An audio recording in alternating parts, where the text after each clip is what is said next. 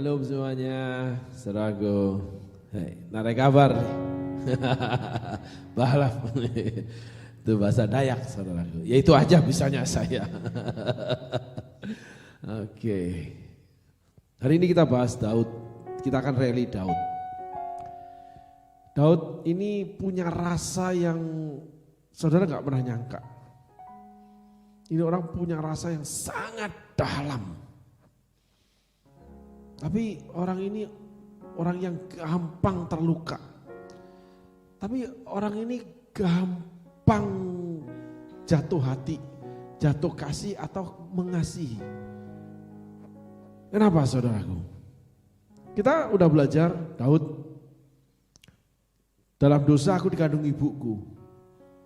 Oke, anak perzinahan dia, anak selingkuh dia ini. Udah selesai nih. Dia kecil, Isai, Daud itu hormat loh sama Isai. Tetap namanya dipakai Isai, bin Isai. Allah pun pakai bin Isai kok. Daud ngomong, aku anaknya Isai, Daud bin Isai. Padahal papanya, ini anak ini disingkirin terus, ditendang-tendang pergi. Kenapa? Anak dari benih laki-laki lain. Menurut saya ya, tafsir. Kalau tafsir itu boleh apa aja. Yang penting pesannya jelas, nyampe membangun yang baik terhadap masyarakat atau jemaat Tuhan. Oke? Tendang aja. Ini anak orang lain. Enggak disekolahin. Orang Jawa bilang diumbar, dilepas. Sehingga Daud tuh kalau boleh menyanyikan lagu ini. Ajari aku mengerti perasaanmu, mengerti detak jantungmu. Daud itu dalam kesedihan dia itu menyanyi, menangis. Di hutan, di ladang rumput itu, di mana mengembalikan cuma dikasih 1-2 ekor domba. Itu pelecehan saudaraku. Dia umur 17 tahun ketemu Goliat saudaraku. Berarti mungkin dari umur sekian tahun dia sampai belasan, dia itu ya diumbarin aja sama ayahnya. Udah kesana deh, kasih kambing 1-2 ekor gitu. Kakak-kakaknya, wah mereka gak salah 7 bersaudara. Besar-besar tentara semua saudaraku. Gile lu, ikut perang dengan orang Filistin, dengan Goliat. Saul mimpin. Buset. Dan keluarga ini cukup terkenal. Kenapa? Stafnya Saul, panglima Saul itu tahu. Oh itu Daud anaknya Isai. Berarti ini keluarga ini saudara tentara-tentara yang unggul. Kalau boleh disinetronkan atau ditafsir sama saya. Menjadi sebuah imajinasi gambaran. Menceritakan tentang Daud. Daud itu kecil mungil. Kurus keriting lagi. Kering kerontang. Garing. Mungkin. Tapi elok parasnya. Cakep orangnya. Gitu. Tapi ini anak nih penuh dendam. Karena masa kecilnya dilemparin dia di hutan. Gak ada yang jaga. Kakaknya dari kecil sekolah. Dia mungkin di kampungnya dipukulin sama yang lain, gak pernah dibela. Saya tahu kenapa. Karena ketika ngirim rantang dimarahin kakaknya. Ngapain kamu di sini? Gak tahu perang ya? Sana pergi. Dilawan sama dia. Siapa itu yang ngomong jelek-jelekin Allahku, menghujat Allahku? Tetap dia lari. Selimpat-selimpat di kakinya orang-orang gede-gede itu, tentara-tentara. Wah, dia kan kecil. Selimpat ke sana. Ternyata anak buangan itu punya keberanian yang luar biasa, saudaraku. Jangan pikir orang miskin itu gampang dikalahkan. Hati-hati, saudaraku. Itu backdoornya, pintu setannya banyak gitu. Itu Daud, pintu setannya banyak gitu. Karena biasa dilukai. Bagaimana menyembuhkan diri? Punya, semua orang yang terbuang punya. Bagaimana dia menghibur diri? Punya. Kamu kunciin dia di satu kamar kecil sendiri gitu, keluar nggak mati dia, nggak mati. Dia tahu cara menghibur dirinya. Dia punya backdoor, punya pintu setan. Di mana dia ciptakan sendiri itu. Maka Daud itu licik. Licik itu kalau untuk kebaikan atau kebenaran itu cerdik. Tapi kalau untuk kejahatan licik, makanya dia kerjain Uria. Karena di hutan dia selalu ngerjain untuk dirinya selamat. Singa beruang dirobek mulutnya, gimana caranya nih anak kecil nih. Karena dia paling gede umur 17 tahun ketemu dengan Nabi Samuel, diurapi jadi raja. Gitu saudaraku. Jadi dia masih kecil. Dia punya backdoor yang banyak. Dipukulin, bagaimana caranya nih dia nih. Balas gitu. Dihina, dilecehkan, dikatain. Saya ada mendengar cerita seorang teman nih. Ini luar biasa saudaraku. Perempuan yang soleh-soleha zaman ini kan gitu katanya. Katanya saudaraku. Ya gitu. Banyak orang yang gak menyukai dia saudaraku. Tapi ini anak punya kekuatan perempuan ini. Saya di cerita ini ada ketemu seseorang nih yang kenal keluarga ini. Kamu tahu enggak itu anak kecilnya. Itu kalau ada yang ngatain dia, itu ngambil batu segini dilempar pasti kena. Gitu saudara. Hah? Masa? Iya, itu anak berani pak. Gitu. Dia ngambil batu dilempar pasti kena. Bukan pura-pura ngelempar, betul-betul dilempar kita nih. Batu segini diambil sama dia. Bang gitu. Dikejar sama dia dilempar batu, itu ceritanya gitu. Lalu hobinya karate. Loh, saudaraku. Tingkatnya cukup tinggi loh saudaraku. Tinggi loh tingkatnya. Kenapa dia suka karate? Cara dia menyembuhkan lukanya. Cara dia menghibur hatinya. Dan yang paling penting, kenapa Daud dipakai Tuhan? Bagaimana dia menjadi survivor. Dia menjadi penyelamat. Karena ini orang gampang nyelamatin diri. Orang kalau terinjak, sering terinjak. Dia lihat orang terinjak, dia punya insting melepaskan orang yang terinjak. Orang kaya, kalau udah sering kaya, memang kaya, ketemu orang kaya, dia punya insting langsung untuk sama-sama menggunakan kekayaannya. Itu insting saudaraku. Cara bertahan hidup manusia, itu insting. Feel, like a feel, seperti rasa, seperti perasaan gitu. Jadi, kalau orang yang biasa diinjak, dia ngebaliknya, backdoornya, saudara gak pernah tahu. Gak usah ngerti, kecuali saudara sama-sama sama dia. Anjing baru ngerti bahasanya anjing. Kalau berkelahi sama-sama pakai cara anjing, gak mungkin pakai cara kucing. Itu bedanya. Sehingga kebutuhan Daud ini khusus.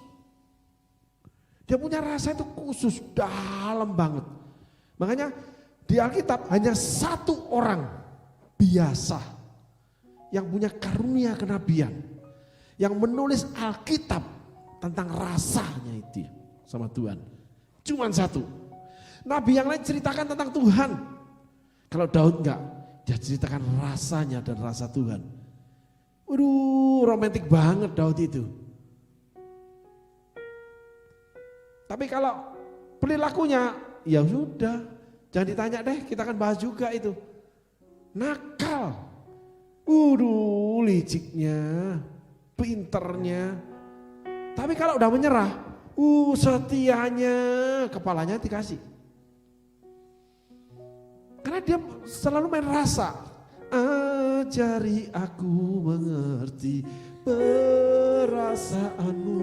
Kalau dia udah ngasih kenal orang, dia kasih rasa, hati-hati ya. Dia akan korek kamu, dia ingin dekat, dia ingin kenal jadi satu sama kamu.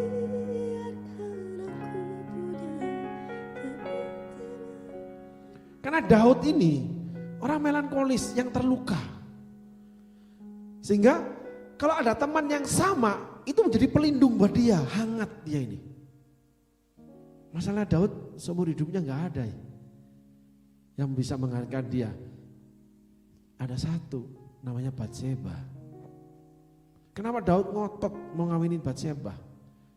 Padahal Batseba mah gak dikawinin gak apa-apa, gak masalah. Karena sudah lemah, Uria udah mati, suami udah mati, udah Ahitofel mati, kakeknya, udah sendiri dia, dihabisin sama Daud tuh, dibuang aja menjadi istri buangan udah selesai, menjadi selir buangan selesai, pokoknya dibuang sama raja udah nggak ada masalah, raja absolut soalnya. Daud enggak, Daud setia, hati-hati dengan orang-orang yang terpinggirkan, terkalahkan. Saudaraku, Daud dari kecil, dari dosa di kandung ibunya. Bertumbuh, selalu disingkirkan, dilecehkan, dihinakan, dikecilkan, ditiadakan arti.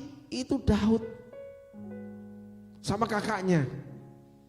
Bapaknya nih, ketika Nabi Samuel datang nih, mau mengurapi, dikasihin seret yang kakaknya. Ganteng, berewok mungkin gitu ya, matanya gitu. Dilihat, enggak, bukan ini. Tuhan ngomong, Samuel, manusia melihat penampilan, aku melihat hati, bukan dia. Karena Samuel lagi dalam hati, ini nih cocok pengganti Saul, cocok, gede sama Saul. Ini pemberani, tentara lagi. Saul dulu bukan tentara, ini pasti pilihan Tuhan. Samuel, manusia melihat penampilan, Allah melihat hati. Buset. Saya bilang, bukan. Yang nomor 2, nomor 3. Sampai Isai bilang ini, habis. Gak ada lagi yang cocok untuk diurapi sama kamu. Samuel. Masih hakim dia, hakim Samuel. Tahu? Pak Hakim, gak ada. Terus tiba-tiba ingat. Ada yang ingat nih. Masih ada satu, loh dilupain. Enggak diajuin pertama, yang pertama yang bagus-bagus. Ini yang elok, yang kecil, tukang copet lagi, nyolongan lagi, udah ini orang, ini suka self service lagi di hutan. Yes, sudah selesai sudah dia. Ya tahu. Kenapa sabun mama cepat habis, sampo mama cepat habis? Dedek mah.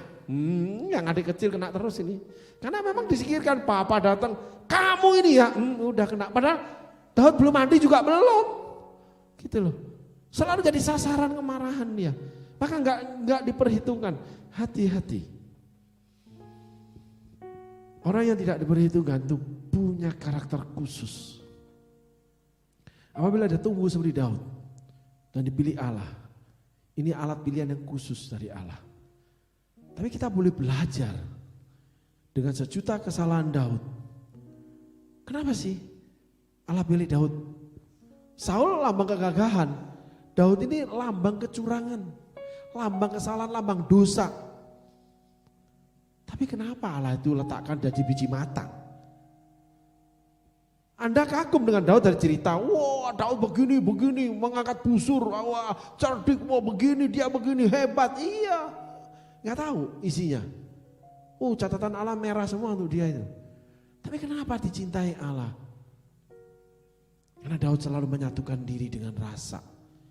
Jadi kalau menyembah Tuhan, kalau nggak sampai dia nangis, dia nggak mau berhenti. Sampai Tuhan sentuh dia, baca kitab Mazmur. Kemana aku harus pergi dari rohmu Tuhan? Itu Mazmur tulis. Dari mana itu? Tidak Daud punya pengalaman pribadi dengan Roh Kudus. Zaman itu Roh Kudus belum dicurahkan loh. Karena Daud itu tempat pelariannya Allah. Karena dia bilang, engkaulah kota bentengku, kubu perlindunganku. Semuanya disebut Allah karena Allah itu hangat bagi dia. Walaupun gak kasat mata, gak kelihatan. Mana ada Daud lihat Allah. Karena dia nabi, tapi bukan nabi sesungguhnya. Orang biasa punya karunia kenabian akhirnya. Penulis buku lagi. Tapi khusus ceritanya. Cintanya dengan cinta Tuhan. Rasa itu. Ajari aku mengerti. Bagaimana dia belajar mengerti perasaan Tuhan. Kalau seorang nabi, saudara baca seluruh buku nabi besar, nabi kecil, menceritakan keperkasaan Allah, kehebatan Allah, kemuliaan Allah, kuasa Allah, semua. Enggak ada yang mau tahu perasaan Allah. Walau dia seorang nabi besar.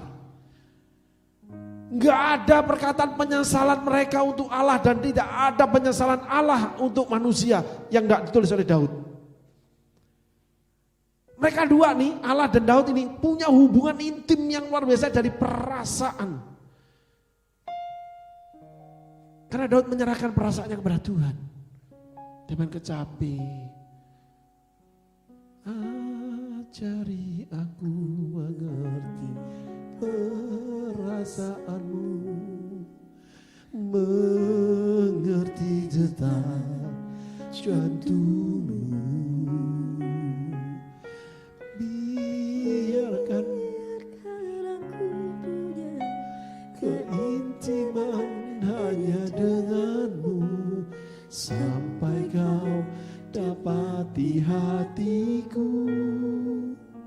seirama dengan hatimu. Coba, seorang nabi nih, kalau sama Tuhan, harus seirama sama Tuhan. Wah, strong. Bang, bang, bang. Beres. Kalau Daud enggak. Ajari aku mengerti perasaanmu. Tuntun aku Tuhan. Pegang tanganku. Mesra banget. Dia pelajari Tuhan bukan dari hukum. Tapi ini rasa, perasaan. Sampai dia ngomong mengerti detak jantungmu. Tuhan lagi duduk-duduk ini, lagi marah ini. Dia pengen tahu. Dia tidak berani menghadap Tuhan. Kisah yang namanya tabut Allah dibawa ke Yerusalem. Usa dibunuh. Wih, Tuhan marah. Simpen aja namanya Obed-Edom. Begitu diberkati 3 bulan, iri hati dia. Oh, enak aja gua bawa pulang. Gua yang diberkati. Kayak anak kecil.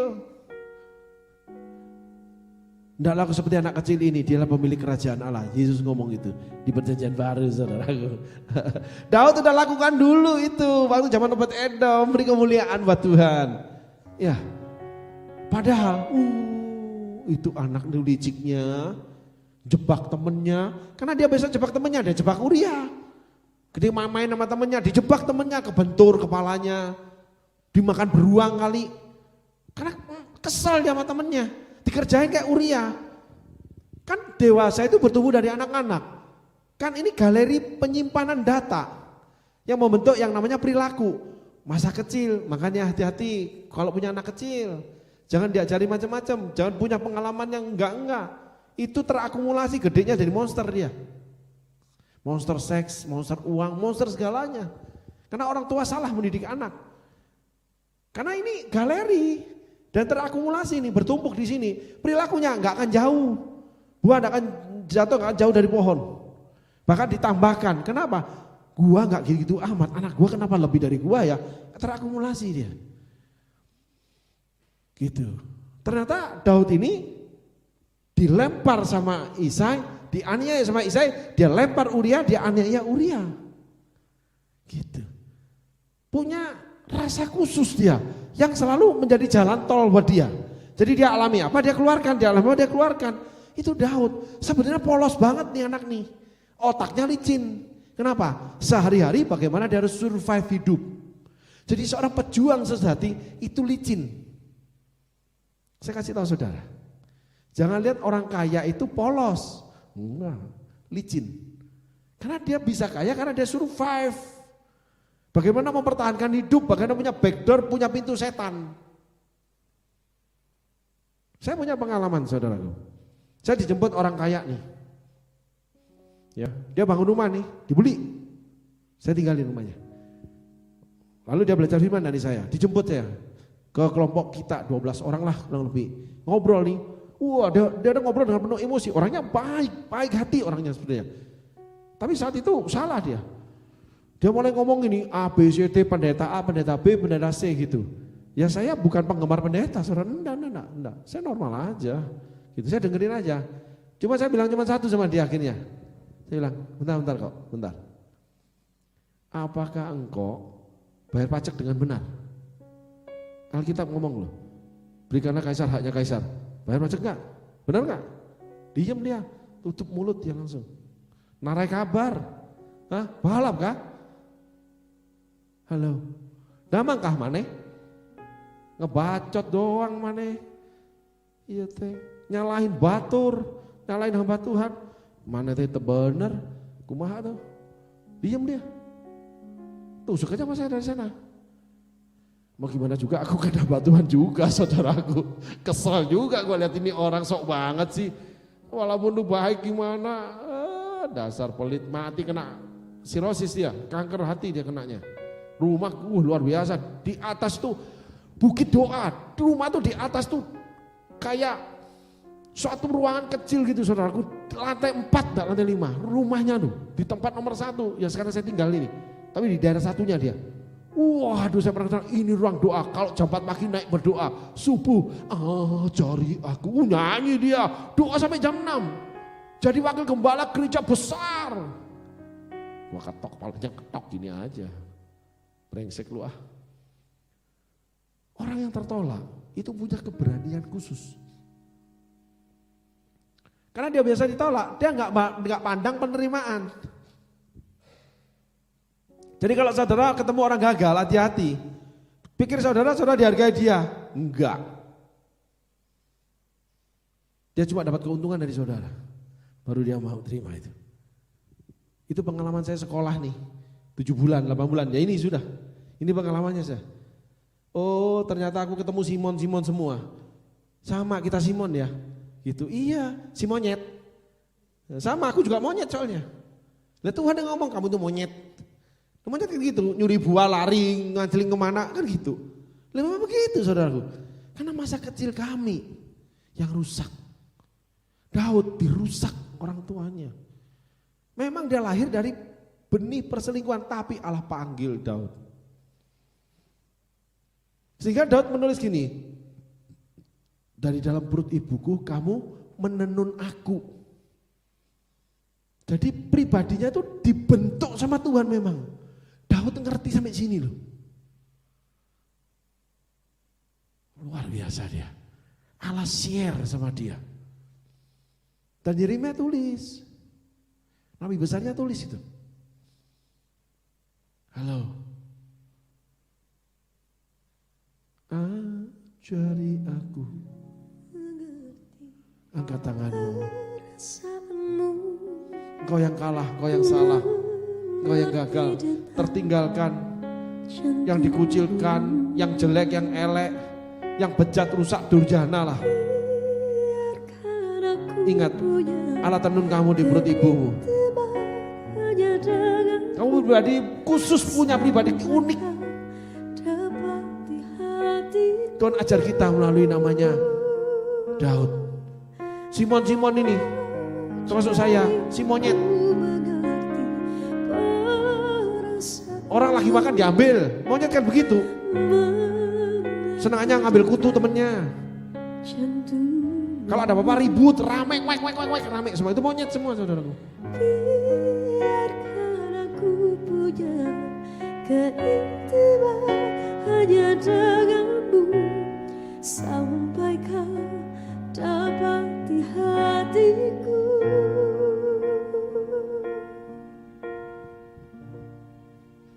Seirama dengan hatimu. Saya dulu dipanggil troublemaker. Saya pembuat heboh.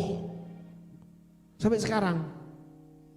Nih di dalam pelayanan nih ada golongan tua-tua nih. Kalau selalu ngomong gini, bapak itu ya gak seneng kalau kita anteng-anteng tenang. Pasti dibuat heboh. Gitu ya. Si tukang kepo dan sebagainya. Karena di dalam hati Daud itu ada tenaga yang namanya penolakan. Cuman Daud itu punya salurannya kepada Tuhan, kepada Allah. Bukan musiknya, tapi jiwanya itu musik Daud itu. Bahasanya dia itu loh, bahasa kalbu. Yang dibilang orang melo yang terluka, itu Daud. Dan parah dia. Saudara, jujur ngomong nih, saya belum pernah merasakan kasih seorang perempuan. Saya kasih tahu saudara, demi nama Yesus sampai hari ini, yang reality, yang mengasihi saya, termasuk mama saya.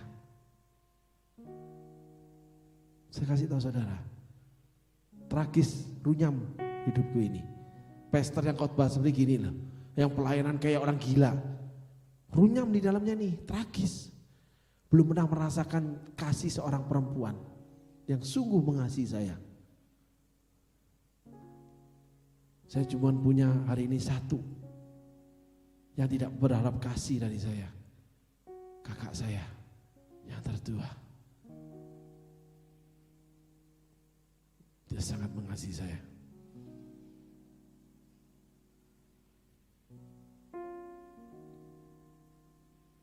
Tapi saya pernah bermusuhan sama dia 11 tahun gak bicara. Setelah itu saya ikut Tuhan, Tuhan tuh ngomong, minta maaf sama kakakmu yang gede itu. Ya, ke wartel saya, telepon, sorry ya, aku minta maaf. Minta maaf apa lu itu?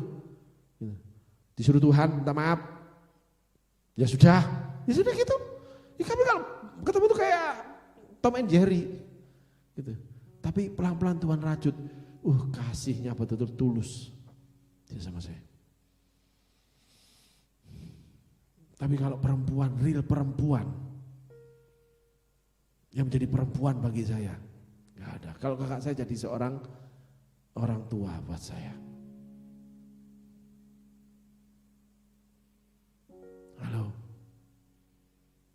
itulah Daud. Tragis. Kenapa dia berjuang untuk Batseba? Kita sudah belajar Batseba, saudara cari di Jesus Call ya Batseba. Gitu. Itu ada saudaraku. Tentang Batseba khusus Tuhan bicara tentang Batseba. Sampai Daud memperjuangkan Batseba. Punya pribadi yang luar biasa Batseba ini.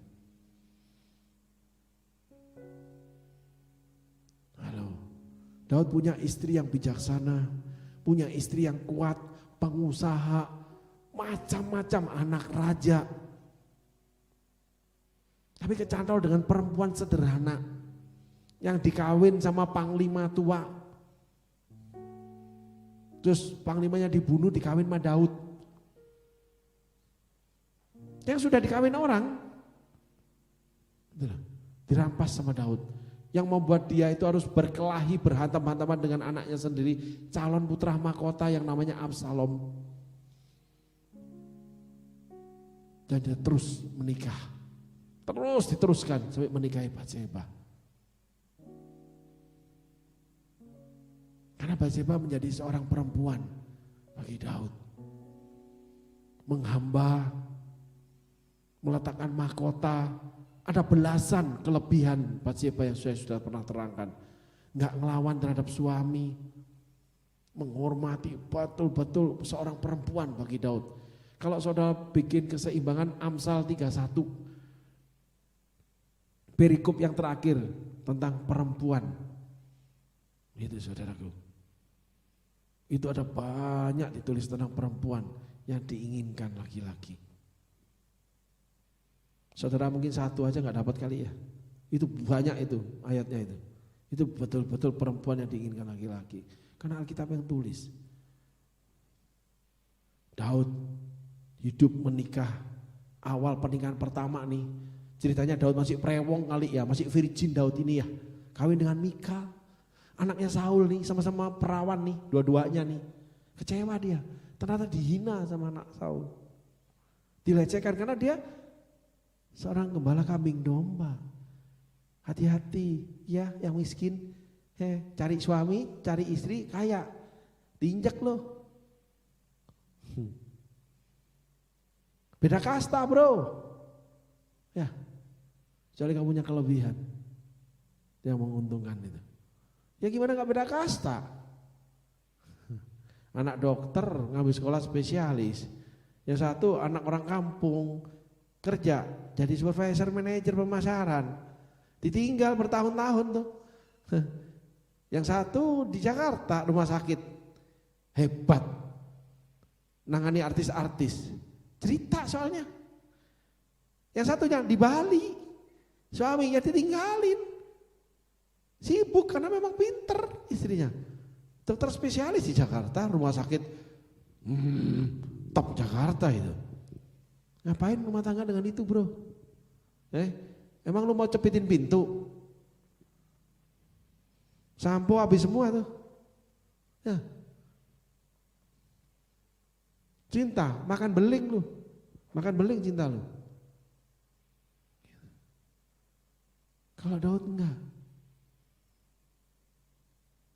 Daud ketemu yang disukai semua.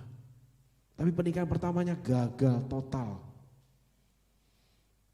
Maka ketemu Batseba, dari awal udah dijanjiin Batseba ini macam-macam sama Daud nih. Dan digenapi sama Daud loh. Yang terbesar adalah anakmu aku jadikan pewarisku. Ih gile loh. Daud itu bukan pecinta hebat, Salomo pecinta hebat. Daud enggak, polos dalam bercinta. Maka dia banyak menikah dengan perempuan-perempuan yang lebih tua dari dia, yang matang pikirannya. Dengan Batseba polos, kecantol banget dia. Kalau yang tua dia merasa hangat, diayomi. Yang muda bukan hangat lagi, saling menghangatkan dia. Punya prestis sendiri Daud dengan Batseba. Karena Batseba mengangkat dia tinggi, menjadikan dia itu jagoan. Itu tentang Batseba, saudaraku. Jadi Daud ini hasil rajutan Allah membuat dia itu melihat cinta sesungguhnya. Ketika dia ketemu dengan Batseba. Karena 7 putra pertama itu lahir di 7 tahun pemerintahan dia di Hebron. Setelah itu 33 tahun di Yerusalem, ketemunya di sana sama Batseba. Mungkin istri terakhir kali ya. Gak tahu sih. Kalau aku jadi Daud, ya gak boleh terakhir lah. Rugi, umur panjang gak bisa. Umur panjang tangan kanannya, tangan kiri, kehormatan, kekayaan. Orang sugih. Mesti banyak istri. Makanya aku gak dibuat sugih sama Tuhan, oke? Itu namanya saudaraku. Daud itu mengenal cinta sesungguhnya. Sehingga saudara, kalau saudara ingin mengenal kasih atau cinta sesungguhnya, saudara coba lihat Tuhan, sumber itu. Saudara akan tahu kejelekan cinta, serakahnya cinta, serangan cinta, manipulatifnya cinta, topeng 2-nya cinta, entah topeng 1000. Banyak klausul cinta itu. Termasuk murkanya cinta Tuhan terhadap manusia, ada neraka. Tapi saudara harus belajar satu sisi dari Daud, melankolis dari perasaan Tuhan. Sehingga Daud itu memerintah dengan rasa. Dan memang Tuhan cari itu. Jadi kalau lihat orang, jangan salahnya. Saya ingetin saudara, lihat orang jangan salahnya. Lihat apa yang dia lihat, lalu dia kerjakan. Ini orang tipe Alkitab, apa yang tercatat. Termasuk diri saudara sendiri. Saudara harus lihat dari tokoh Alkitab yang saudara pelajari, saudara termasuk di mana? Kelemahanmu di sana, kelebihanmu di sana. Dalam kelemahanmu, kuasa Tuhan sempurna bekerja. Ketika Daud mengangkat tangan, Allah bekerja. Padahal dia salah loh. Bayangin. Ya, Uria dibunuh. Dia disakiti Absalom. Tapi habis itu dibalikin sama Tuhan jadi raja lagi. 40 tahun genap sudah. Tak terkalahkan, cuma dikalahkan anaknya aja. Nah ini Tuhan apa yang kita kenal? Mestinya dihukum dong, gak pantas jadi raja dong. Kan selalu kalian turunkan orang. Tuhan enggak. Enggak, Tuhan enggak begitu. Yang saya belajar, melonya Tuhan, cintanya Tuhan, itu abadi. Sangat abadi. Daud mengenal ini saudaraku. Yuk, kita belajar dari cintanya Daud ini, dari kehancuran Daud. Yang pertama, dia itu disia-siakan keluarga. Ya. Yang kedua, disia-siakan mertua. Yang ketiga, disia-siakan orang-orangnya sendiri. Salah satu peristiwanya, Daud disiklek. Tapi hati Daud itu begini. Orang yang punya sejuta kesalahan dengan Allah. Tidak ada satu tokoh Alkitab sebanyak itu ditulis salah sama Tuhannya. Kecuali Daud. Tapi semua tokoh Alkitab tidak ada yang dipakai Allah. Bagaimana Daud memandang, di situ Allah memandang. Yang namanya biji mata. Sehingga apa yang dipandang Daud diresmikan sama Tuhan. Karena Daud mengenal hati Allah, mengenal perasaan, mengenal emosi detak jantungnya Allah. Tidak banyak orang seperti Daud. Karena tidak banyak orang pingin perasaan Tuhan. Tidak banyak orang butuh Tuhan seperti Daud. Butuh Tuhan sebagai kubu benteng, kota pertahanan, tepat lapor, disalahin, ya diam, sejuta hubungan karib sama Tuhan. Jelas tertulis itu di Daud. Tokoh yang lain bergaul kali tidak tertulis dengan detail seperti Daud. Karena cerita tentang Daud itu ada 4 kitab ditambah Mazmur 5. Kitab Samuel, kitab Tawari. Halo. Kisah seseorang yang mencintai Tuhan. Kisah seseorang yang bukan pecinta, tapi punya cinta yang dia perjuangkan. Namanya Batseba. Yang salah loh, yang buruk akibatnya, dia tetap tempatkan dirinya sebagai seseorang yang mencintai Batseba dan tanggung jawab sampai akhir hidupnya terhadap janjinya terhadap Batseba. Bagi saya, Daud itu pahlawan. Pahlawan terhadap dirinya. Ditegur gampang ngaku salah sama Tuhan. Dianiaya anak, dilindungi anaknya. Dimaki-maki istri, enggak diapa-apain istrinya. Jatuh cinta Batseba, diperjuangkan cintanya. Dan sepenuh janjinya, sepenuh itu dia genapi. Daud punya rasa terhadap dirinya kepada sesamanya. Dan dia eksplor itu saudaraku, dia gali, dia eksplor. Sehingga Daud seorang raja yang unik, yang banyak kerusakan, banyak kelebihan, banyak kelimpahan, banyak juga kekurangannya. Tetapi yang saya herankan, di mana Daud memandang, di situ Allah pandang. Karena Daud menjadi biji matanya. Unik kisah Daud menurut saya. Yuk kita buka kisah Siklak. Bagaimana Daud disia-siakan orangnya, rakyatnya sendiri, para panglimanya. Daud disia-siakan orang tua, disia-siakan keluarga, disia-siakan istri, disia-siakan anak, Absalom, Adonia. Sekali ini dia disia-siakan rakyatnya sendiri. Yang awalnya bicara cinta sama Daud. Daud berlaksa-laksa, Saul beribu-ribu. Dan Daud bela orang-orangnya. Kemarin kita belajar ketemu raja dari kota Gad yang namanya Akis. Daud sendiri diseret, dipukulin. Daud berlagak jadi orang gila, gak gengsi. Melindungi orang-orangnya karena dikejar-kejar Saul mau dibunuh. Di Nob dia makan roti sajian. Lalu dia ambil pedangnya Goliat. Ini nih buat aku aja, gak apa-apa. Orang istimewa yang mau belajar, orang kecil pedangnya gede, ototnya kayak apa itu dia ayunkan pedang. Menang terus ya perang. Gak bisa bayangkan itu saudara. Daud itu pejuang sejati, belajar dia sampai cross the line. Itu kemarin yang saya bagikan. Hari ini kita lihat hati Daud yang dirobek-robek sampai nangis. Tapi satu, muara dia kepada cinta. Muara dia kepada Tuhan. Dan Daud tidak pernah mau merugikan orang lain. Si anak rusak, anak jahanam, si monyet, si anak tertolak, anak licik, curang, pencopet apalagi. Copet isi orang, copet apa lagi? Preman, garong di rumahnya namanya suaminya Abigail, si Nabal, ketika pemotongan bulu domba, panen, itu mahal banget, dapat duit banget, disatronin sama dia, sama pasukannya, minta jatah dia, diperangi Nabal, dibunuh Nabal sama Tuhan, Abigail diambil jadi istri, itu Daud. Preman dia, rusak, curang, licik dia, hancur semuanya Daud ini, nggak ada yang bisa kepilih.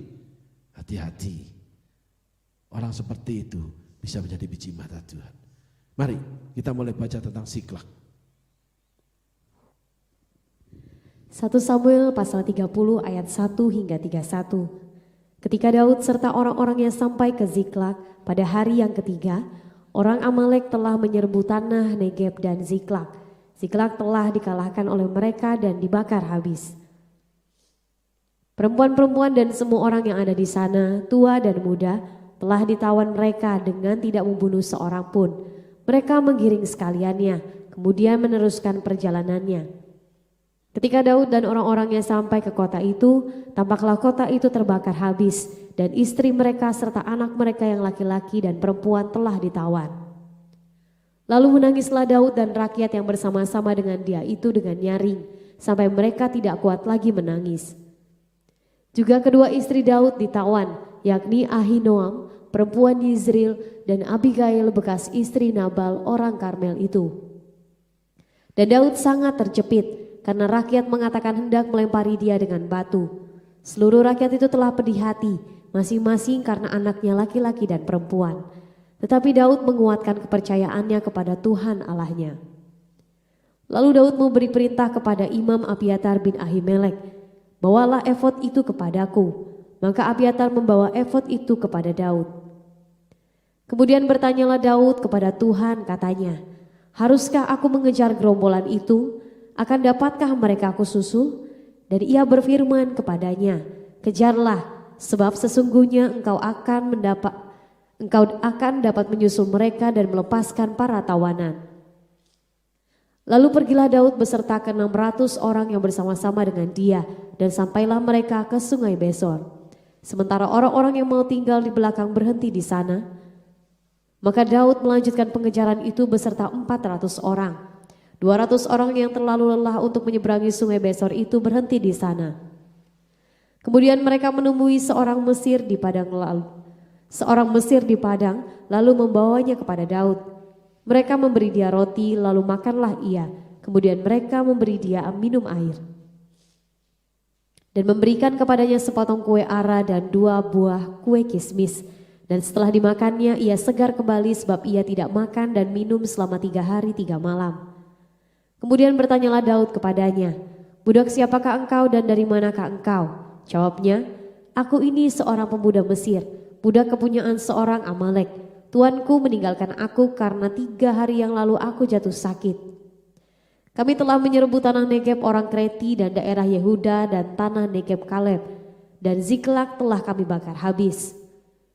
Daud bertanya kepadanya, "Dapatkah engkau menunjuk jalan kepadaku ke gerombolan itu?" Katanya, "Bersumpahlah kepadaku demi Allah bahwa engkau tidak akan membunuh aku dan tidak akan menyerahkan aku ke dalam tangan tuanku itu, maka aku akan menunjukkan jalan kepadamu ke gerombolan itu."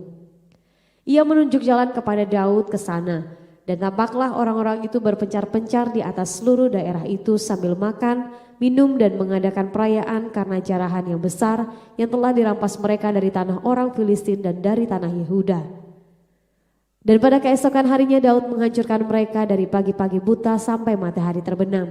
Tidak ada seorang pun dari mereka yang lolos, kecuali 400 orang muda yang melarikan diri dengan menunggang unta.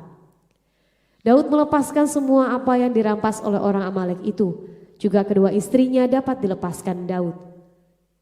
Tidak ada yang hilang pada mereka, dari hal yang kecil sampai hal yang besar, sampai anak laki-laki dan anak perempuan, dan dari jarahan sampai segala sesuatu yang telah dirampas mereka.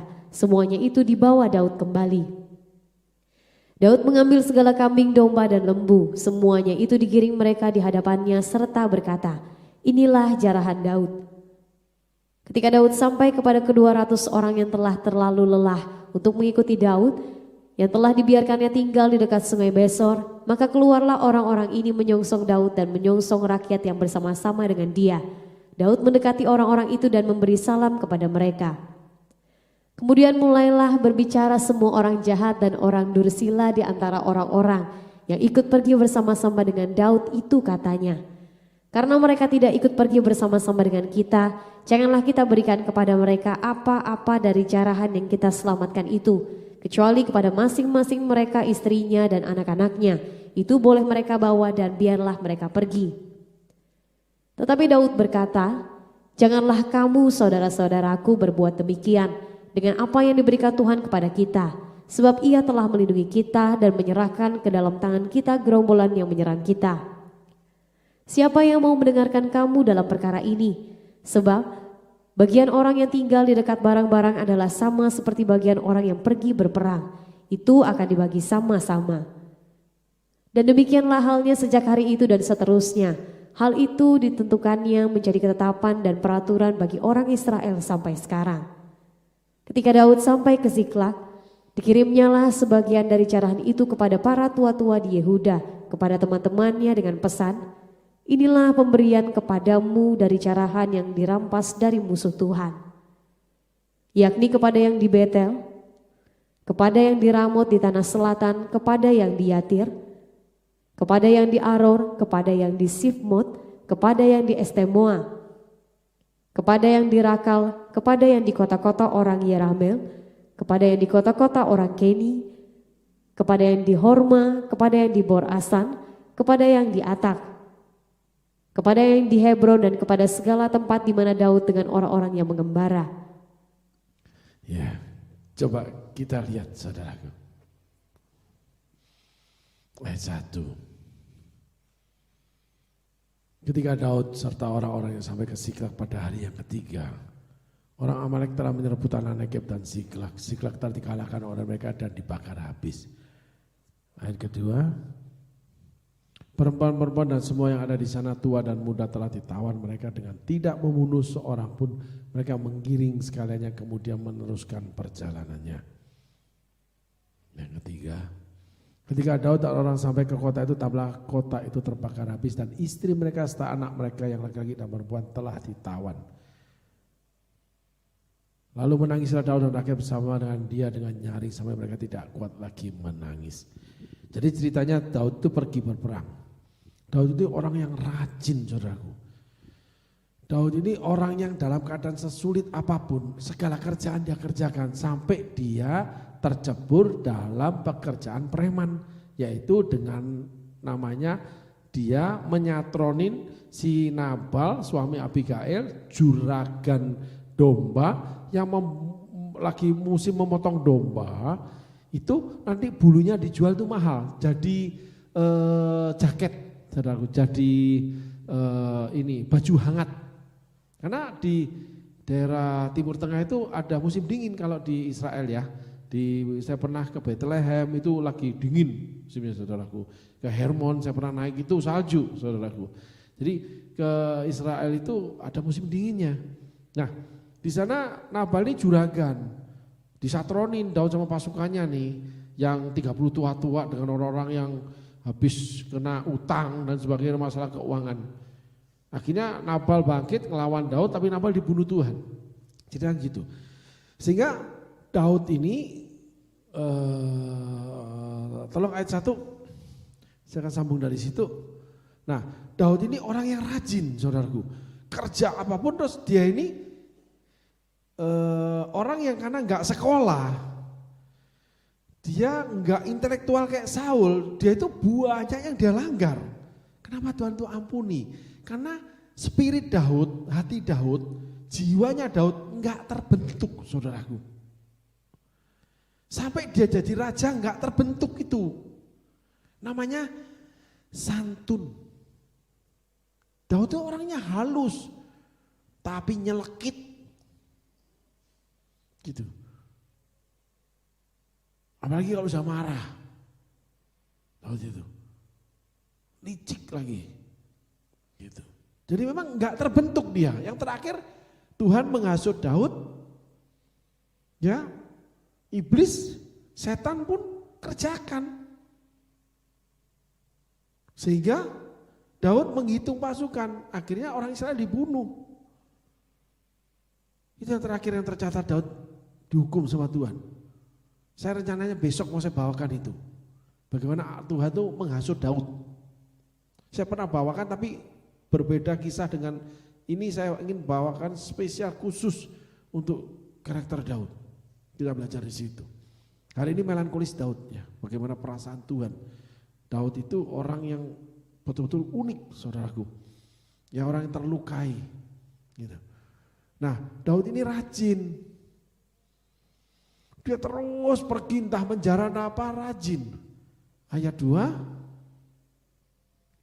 Nah, dia tinggalkan kampung halamannya itu biasanya zaman itu, saudaraku, itu Yang tua-tua, yang muda-muda laki-laki ditinggal, yang kecil-kecil, yang bisa perang dibawa perang sama dia, merampas Daud itu. Waktu yang kemarin sampai di tempat Raja Gad, namanya Raja Akis, kota Gad, raja kecil, ketemu di sana dia. Tapi nanti kalau bisa besok saya bawakan bagaimana Daud itu diakui oleh Raja Akis. Dia tinggal di tempatnya Raja Akis akhirnya. Unik, Daud ini luar biasa pintarnya ini orang. Nah, ketika ada gerombolan datang, ditawan keluarganya Daud dan seluruh keluarga daripada rakyat dia. Ayat 3. Nah, Daud lihat itu yang saya tertarik. Ketika Daud dan orang-orang yang sampai ke kota itu, tampaklah kota itu terbakar habis dan istri mereka serta anak mereka yang laki-laki dan perempuan telah ditawan. Daud ini udah mahkota, saudaraku. Udah sukses, tapi dia hidup dari bagaimana kerja apa aja. Ya, belum ada Batseba. Itu saudaraku.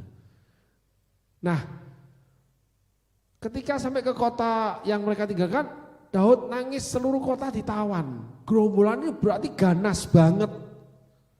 Gede banget gerombolan ini, saudaraku. Kenapa mereka nangis? Tahu gerombolan ini, luar biasa ganasnya. Daud putus asa. Gitu. Siapa bilang orang-orang perkasa enggak putus asa? Siapa bilang orang dekat sama Tuhan, dipakai Tuhan enggak putus asa? Daud putus asa. Karena dia tahu lawannya ini gerombolan. Daud itu nekat, saudaraku. Goliat aja dipotong.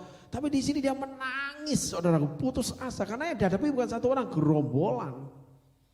Dan itu ganas banget. Jadi di dalam diri Daud ini ada beberapa space yang kita boleh pelajari. Kalau tentang dirinya sendiri, Daud itu tidak pernah takut. Tidak takut mati, tidak takut gak makan, gak takut dia. Tapi untuk keluarganya, untuk rakyatnya, dia bela habis. Stres dia, nangis dia. Bukan untuk dirinya. Untuk keluarganya, untuk jemaatnya, untuk orang-orang dia, pasukan dia yang keluarganya ditawan. Nangis, putus asa Daud. Mestinya kan mesti menguatkan, dia itu orang yang paling berani. Goliat aja ditantang sama dia.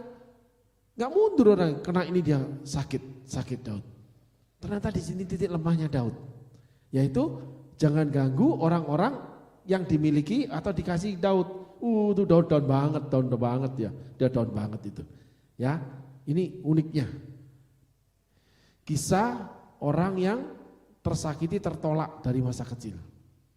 Itu tersia-siakan dari masa kecil. Si monyet-monyet ini, saudaraku. Tapi kalau sayang, dibela banget. Yang saya tahu di luar sono yang dinamakan dunia kejahatan katanya itu, saudaraku. Di antara mereka, saudaraku, saya pernah tinggal. Saya tinggal ada beberapa kali, tinggal di tengah-tengah kaum yang pencopet, tukang tusuk.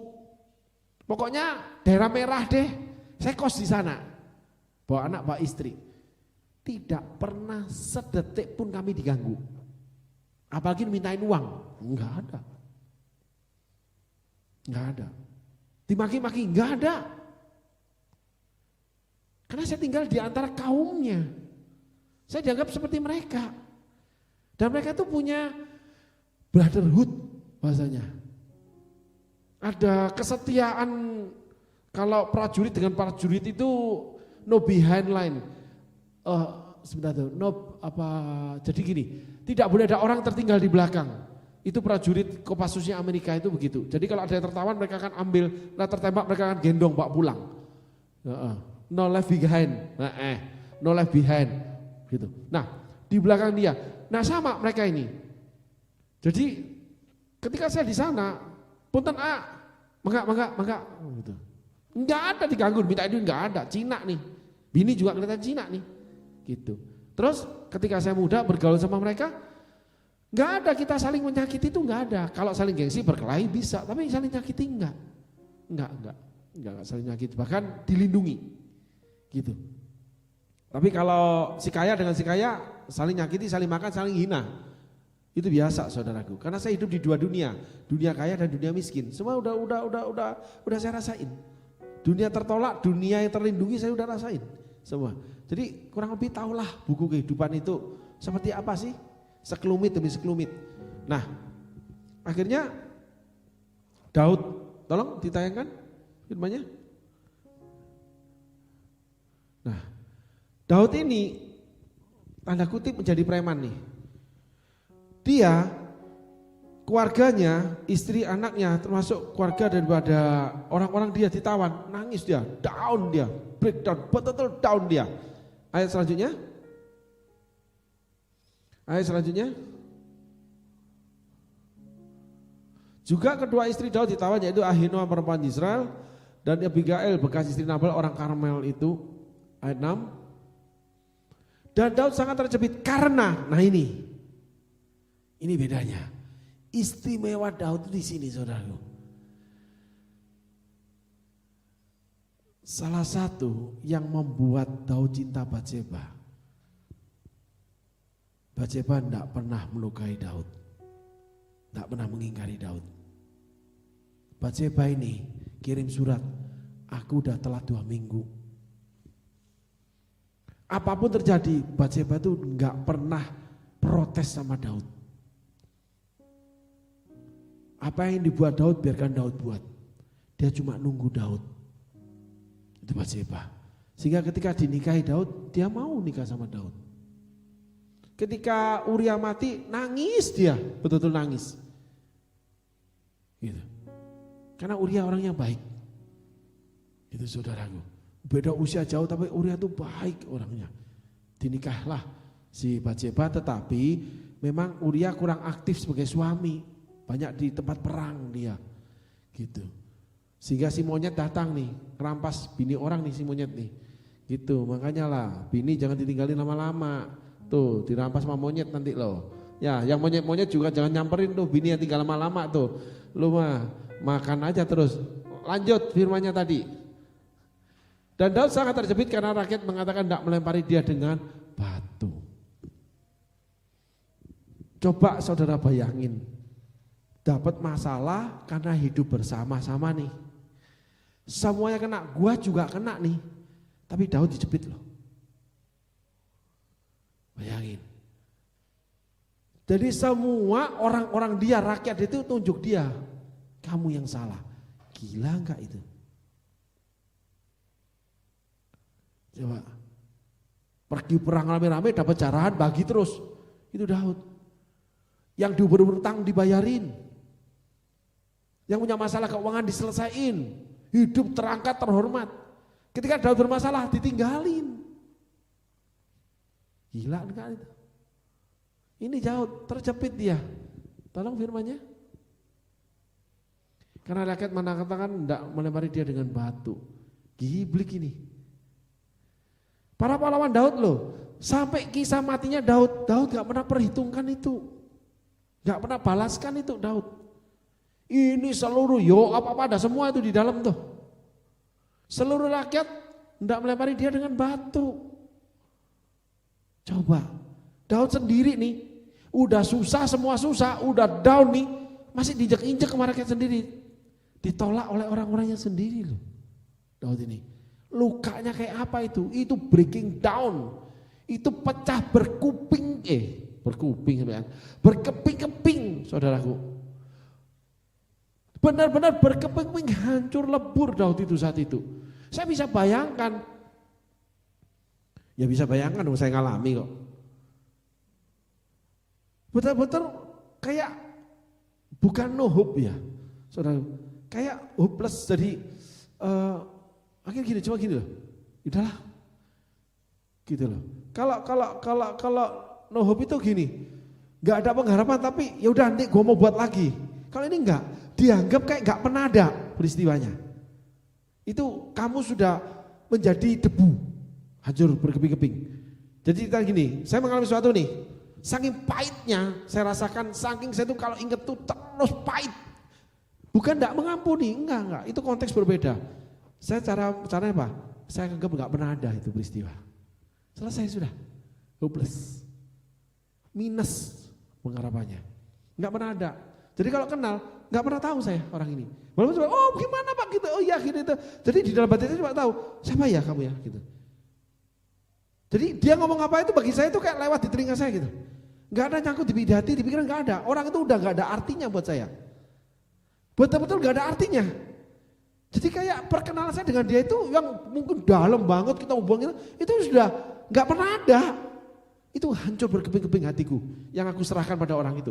Karena Daud orangnya selalu menyerahkan hati perasaan. Lakukan segala sesuatu dengan penuh perasaan dia ini. Maka dia angkat orang-orang yang dia perangin, lalu ketika jadi raja semua orang-orang dia diangkat jadi terhormat dan diberi tanah semua, sampai ini aja di Ziklag dia bagikan seluruh jarahan dia loh. Sampai yang nggak ikut perang, yang lari dari perang, sampai yang nggak pernah tahu adanya perang itu dibagiin sama Daud. Pokoknya tempat di mana Daud mengembara dikasih sama Daud. Daud itu orang yang tahu hutang budi. Tapi rakyat ikut Daud nggak tahu budi. Bayangin, sama-sama kena, sama-sama hidup bersama, sama-sama berjuang. Ketika bermasalah, Daudnya mau dibunuh.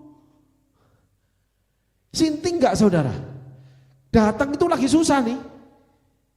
Lagi keadaan susah, kitanya yang dibunuh. Karena mau enak aja. Hopeless. Anggap tidak pernah ada dalam kehidupanku. Itu salah satu cara survivor anak jalanan. Karena kita banyak mengingat yang lalu tuh yang nggak penting tapi itu yang sangat menyakitkan buat kita. Bodoh kamu kalau kamu ingetin itu. Siapapun termasuk pasangan hidupmu. Lupakan. Karena kalau kamu ingat dia, kamu nggak bisa bernafas nanti. Kamu nggak bisa metamorfosa dirimu karena kegagalanmu ini. Saya nggak bilang surga dan neraka. Kamu gagal rumah tangga, gagal keuangan, gagal apapun, kamu selama nafasmu masih kamu sedot, kamu tuh butuh hidup. Bukan hanya butuh Tuhan. Saya kasih tahu saudara, banyak orang ngomong Tuhan tapi pahit hatinya. Ini enggak, bagaimana menghancurkan pahit, membangun hati. Jadi intuisi hidupnya Daud yang sudah terbentuk ini, yaitu kasih berbagi. Keluar itu. Hancurnya manusia daging, lahirnya manusia roh. Itu ada kasus ini di Ziklag. Karena Ziklag masih awal. Itu saudaraku. Halo. Engkau yang gagal di sana. Engkau yang pahit. Engkau punya memori yang buruk. Hapus saja. Anggap tidak pernah kenal orang itu. Anggap tidak pernah ada dalam hidupmu. Tinggal perkara kamu datang sama Tuhan deh. Minta ampun sama Tuhan. Mungkin tidak banyak pendeta bicara seperti saya. Bagi orang yang gagal. Pasti justifikasi turun, firman Tuhan diberikan. Tapi banyak orang nggak bisa melihat hancurnya orang itu gara-gara pengalaman hidup dia, walaupun dia salah. Kisah hidup Daud itu menceritakan tentang itu. Daud itu salah tapi hancur dia ini. Karena Daud itu lemah dalam pendiriannya. Kenapa? Banyak kasihnya Daud ini. Orang rusak tuh belum tentu jelek. Orang jahat belum tentu tidak baik hatinya. Ada seseorang yang dirampok. Imam lewat, orang Lewi lewat, pendeta lewat gak nolongin. Orang Lewi yang melayani Tuhan gak nolongin, diakonis gak nolongin. Orang berdosa nolongin. Ada teman saya satu yang saya ingat banyak itu. Yang nolongin non-Kristen. Saya nih lagi susah jualan parfum bekas. Itu ditolak mana-mana. Yang melayani murid rohani semua. Yang beli orang yang tidak rohani. Sini rem berapa? Tante beli deh. Kasih keluar bayar langsung. Gak banyak ngebacot. Gak banyak nasihat, gak banyak firman. Karena gua lagi jatuh. Gua jualan tuh parfum tuh buat cuma ngisi mulut hidup sama ngisi susu anak tuh. Pingin hidup saya ini karena masih ada napas. Wah firman masuk semua. Wah justifikasi masuk. Gue pengen tampar aja tuh mulut. Tapi orang miskin yang ngalah. Tertolak lagi telan tuh. Yang beli. Si mak-mak nih yang gak tahu rohani nih. Yang dikata-katain terus nih. Itu yang beli sini rem sini berapa. di tante beli 2 ya, beli semua deh. Pulang bawa duit saya. Orang berdosa yang nolongin tuh. Siapa yang manusia? Itu Yesus yang ngomong. Jadi jangan lihat orang rohani itu baik hati, belum tentu. Saya ulangi, orang rohani belum tentu baik hati. Daud ini orang jahat, punya karakter kejahatan yang banyak sekali yang dia lakukan. Tapi kenapa diangkat, dipanggil menjadi biji mata Allah? Karena hatinya baik. Karena dari kecil dia terluka-luka hidupnya. Dia nggak tahu artinya kasih. Sehingga dia perjuangan Batseba habis-habisan. Banyak orang menutupi kesalahan. Kalau Daud enggak. Dia kawinin Batseba. Selalu tegak berdiri dia. Salah pun tegak berdiri di hadapan manusia dia. Tapi kalau di hadapan Allah, ampuni semua kesombonganku. Berlutut tersungkur nangis dia. Ditegur Nabi Nathan langsung sujud dia. Di depan panglima menteri dia itu. Baju jubah kebesaran dibuka, loncat dari kursi emasnya dia. Langsung sujud di tanah dia. Puasa dia. Nangis. Keluaran Mazmur 51. Dia tuliskan itu. Dalam dukanya dia. Karena sudah menyakiti hati Allah. Daud itu tahu cinta. Orang yang kelihatan kasih belum tentu tahu artinya cinta. Orang yang menurut kamu cinta itu sama kamu belum tentu tahu artinya cinta itu sendiri. Cinta karena kebutuhan, cinta karena duit, cinta karena udah hamil duluan. Cinta apa semua itu? Manipulatif semua cintanya. Cinta itu butuh pembelaan. Cinta itu butuh pengorbanan. Perbuatanmu tuh bicara tentang cintamu. Ngaku cinta laki, perilaku ancur-ancuran. Cinta apa yang lu bawa? Gitu saudaraku. Kalau Daud enggak, cinta sama jemaatnya. Dibelain, nangis dia. Jemaatnya ancur-ancuran sama dia. Tolong firmannya. Justru ketika susah itu loh, dibutuhkan orang yang support. Bukannya kehendak diri. Ketika enggak punya, yang dia miliki dia kasih. Itu cinta namanya. Udah buat kamu aja, buat kamu apa? Enggak, kenyang aku. Pulang minum air putih dia. Temennya yang makan, pacarnya makan, istrinya makan, anaknya makan, terus siapa yang makan? Enggak belanja sementara pasangan enggak punya duit. Enggak, bukan gitu caranya. Lu punya duit kasih kepada pasangan lu. Lu enggak punya duit jadinya. Yang punya duit jadi gak punya duit. Yang gak punya duit jadi enak hidupnya. Itu namanya cinta dengan pengorbanan. Itu cinta, perbuatan cinta, ori itu.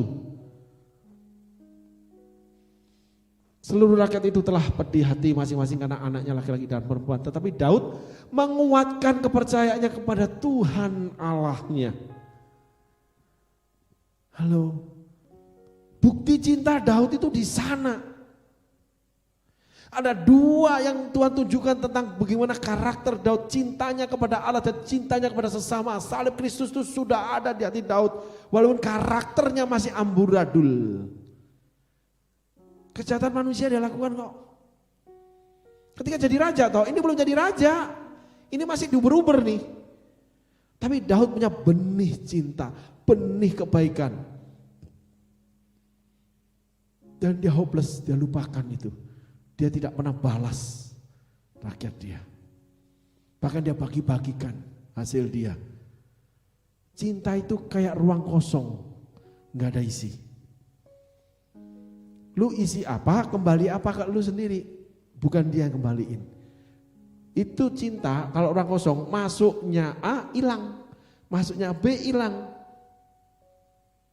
Cinta itu menerima. Ya udah gak apa-apa. Hayu aja. Cinta itu ruang kosong. Mengosongkan diri itu loh cinta. Mengosongkan kebutuhan, mengosongkan keperluan, keinginan dan sebagainya. Cuman tuh apa? Orang itu pingin apa? Masuk iya terus. Gak ada nuntut. Yang keluar apa? Ini loh untuk kamu, ini untuk kamu, ini untuk kamu, ini aku kerjakan untuk kamu, ini untuk kerjakan untuk kamu. Cinta itu gila, saudaraku. Saya tuh berpikir nih, bulan depan nih, gua nggak ambil uang jajan deh. Cuman gua mau siapin tuh Indomie goreng, Indomie kuah tuh sama telur deh. Selesai bagi aku. Aku lagi hitung-hitungan nih. Sebelum orang lain, aku dulu dong. Kosong diri ini. Nggak kebutuhan diri, waduh gua mesti pulihkan ekonomi, gua mesti gini, nggak ada. Semua keluar tuh untuk orang lain. Bahkan punya diri udah keluar nih. Kosong habis ini nih, gua keluarin nih. Nunggu mujizat dari Tuhan dikasih orang makan. Udah disiapin nih. Hatinya kosong. Ada saya chattingnya itu. Hari ini saya kerja penuh, periksa seluruh perbekalan, periksa seluruh neraca, periksa seluruh kebutuhan. Dari keluarga sampai pelayanan. Dan semua sudah rapi, saya susun. Sampai jam berapa? Jam 2 kalau nggak salah. Betul jam 2 ya? Setengah 3. Gitu. Itu masih diamuk orang saya nih. Gitu loh. Kenapa, untuk apa? Bukan untuk saya. Untuk Kristus. Untuk pelayanan. Semua saya tata. Semua saya tata. Gitu aja. Habis itu saya akan doakan. Bayangin, ngasih orang mobil. Ya, beliin mobil baru buat anak. Ya, terus ngasihin orang semua makanan. Apa jadinya kalau saya memperkaya diri? Gak ada itu bro. Udah aku setting semua itu. Kalau terjadi gagal itu begini. Sampai titik ini aku lakukan ini semua. Yang ini untuk si A, ini untuk si B. Kalau ini nanti begini, ini begini. Semua saya tata, rapi saya simpan pada seorang pekerja. Ini nanti aku kerjakan kalau gagal kita. Akunya sendiri, enggak, kosong, enggak dapat apa-apa aku ini. Cinta terhadap pelayanan kepada Tuhan. Cinta terhadap sesama. Jadi cuma masuk terus, keluarnya lakukan apa yang dia mau. Kelar sudah. Mau apa lagi hidup ini? Makanya Daud dicintai Tuhan.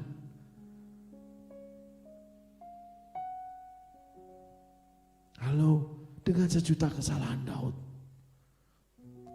Melonya Daud yang terlukai, tersia-siakan, yang ditinggalkan, yang dilempari batu sampai mati. Enggak diperhitungkan sama Daud, diperhitungkan sama Tuhan. Cuma satu anggota tubuh yang enggak bisa dijamah. Enggak boleh itu. Enggak bisa ditotol apapun, enggak bisa disentuh. Biji mata. Jangan sentuh biji mata. Sakit. Yang punya. Allah yang punya Daud tuh. Jangan sentuh Daud, sakit dia nanti. Dikebukin Tuhan loh. Karena Daud untuk orang lain. Tidak untuk diri sendiri. Hai ibu-ibu, kalau untuk dirimu sendiri bikin mentereng. Jangan bilang untuk anakmu. Saya punya pengalaman kesaksian itu. Salah satu keluarga saya dari muda ngomong, gua ini kerja untuk anak. Wih. Apanya? Itu uang orang tua, warisan diambil, saudara warisan diambil, semua diambil. Wah, kayaknya orang kaya. Hidup, wah udah. Tua nih, gak punya apa-apa, habis. Anak nih, nikah nih, duitnya diambil. Dapat gift dari orang itu diambil semua, kan bermasalah banget. Anak-anaknya digadein semua. Ngomongnya, gua ini hidup kerja untuk anak, marah-marah. Tahu nggak mami ini kalau kerja itu untuk kamu. Tapi belanjanya mami, buset. Hampir seluruh dunia dia sudah pernah pergi. Sampai ke Alaska dia sudah pernah pergi. Rusia dia sudah pernah pergi. Bayangin. Kurang apa itu? Duitnya habis dong. Apanya untuk anak? Anaknya gembel semua sekarang. Saya dimintain duit salah satunya. Oleh kakak saya. Enggak, gue gak mau kasih. Kalau selama lu masih keramas di salon, lagi kena kasus hukum mereka ini. Ngomong cinta, cinta yang mana? Halo. manipulasi cinta. Jadi kalau diri enak, pasangan ngirit, ya kira-kira yang cinta yang mana nih? Pikir sendiri. Lu makan enak, pasangan ngirit nih. Mikir sendiri, yang cinta yang mana? Yang ngabisin duit yang mana? Jangan ngomong cinta deh kalau begitu deh. Cinta apaan? Gitu saudaraku. Ini ngomong realitanya ya. Itulah Daud. Disingkirkan sama Daud, dilupakan. Hopeless, udah gak pernah terjadi. Lanjut.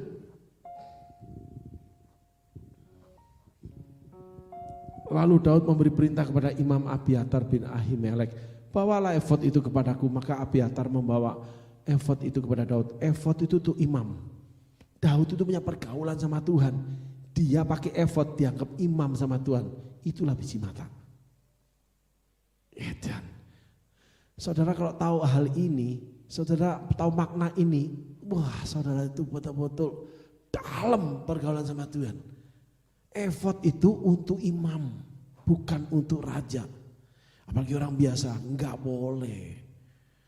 Nabi boleh, itu khusus dari Tuhan dia kasih. Kemampuan khusus, semua khusus.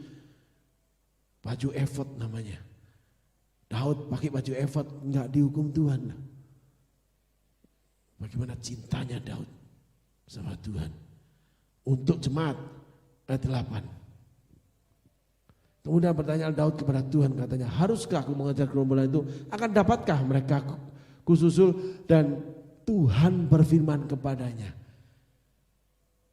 Daud doa untuk dirinya gitu, gimana aku mau dibunuh mati? Gimana aku nyelamatin diri? Enggak ada.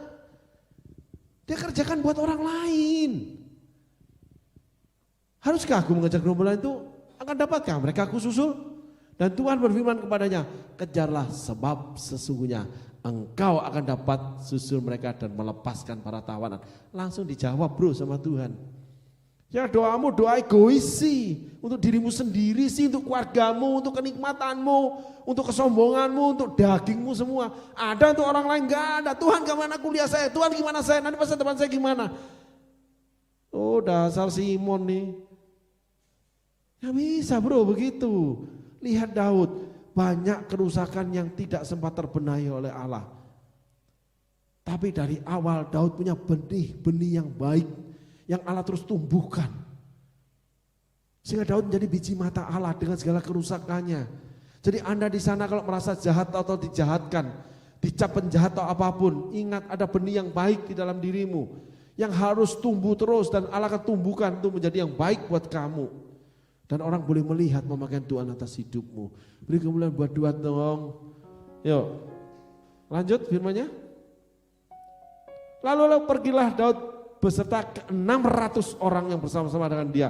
Dan sampailah mereka ke sungai Besor. Sementara orang yang mau tinggal di belakang berhenti di sana. Di sungai Besor. Ayat 10.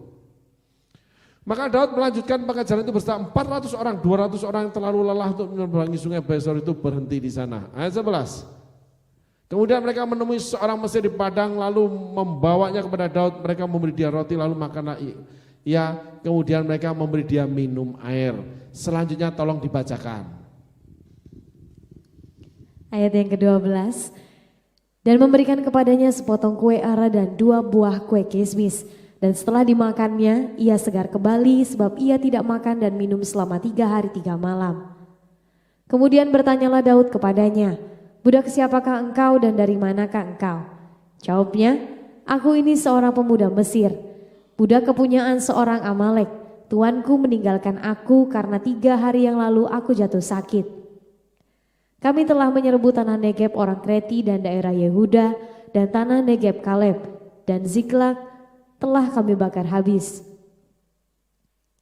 Daud bertanya kepadanya, dapatkah engkau menunjuk jalan kepadaku ke gerombolan itu? Katanya, bersumpahlah kepadaku demi Allah bahwa engkau tidak akan membunuh aku dan tidak akan menyerahkan aku ke dalam tangan tuanku itu, maka aku akan menunjuk jalan kepadamu ke gerombolan itu. Ia menunjuk jalan kepada Daud ke sana dan tampaklah orang-orang itu berpencar-pencar di atas seluruh daerah itu sambil makan, minum dan mengadakan perayaan karena jarahan yang besar yang telah dirampas mereka dari tanah orang Filistin dan dari tanah Yehuda. Dan pada keesokan harinya Daud menghancurkan mereka dari pagi-pagi buta sampai matahari terbenam. Tidak ada seorang pun dari mereka yang lolos kecuali 400 orang muda yang melarikan diri dengan menunggang unta. Ya, saudara harus tahu ya, unta itu binatang paling mahal di Timur Tengah. Itu harta yang paling mahal. Mobil ini mobil yang paling mahal, mobil Eropa, Amerika, itu unta. Kalau di Timur Tengah, sampai sekarang, saudaraku. Daud mendapatkan musuhnya.